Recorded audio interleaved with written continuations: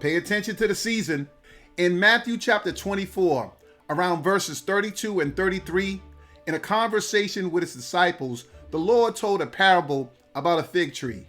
And basically what he was saying is that it's actually possible to look at the fig tree and to be able to discern what season you're in. In other words, if the branches on the fig tree were pliable and leaves were starting to come out on the tree, it meant that summer was right around the corner.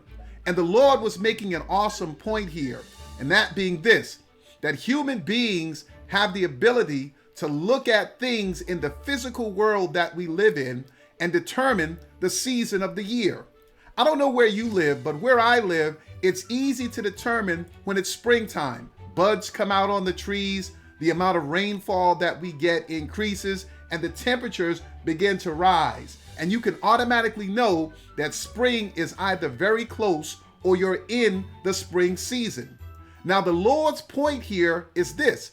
If we have the ability to do that in the natural world, we should also be paying attention to the spiritual world. There are also things that we can look at that should be saying something to us. And if you consider the condition of the world that we live in right now, as the old folks used to say, it's getting late in the evening and the sun is absolutely going down. The last thing that we want is to have the Lord return and have him catch us with our work undone. As a believer, you shouldn't be living in this world totally oblivious to the things that are going on around you. Now, don't get me wrong. We shouldn't be living our lives looking for signs all the time. The Lord has told us not to do that. But however, we also shouldn't live our lives totally ignoring the signs that are definitely happening around us. Remember, Christ promised to return, and he gave us an indication of the things that we'd be seeing around the time that he would be coming back.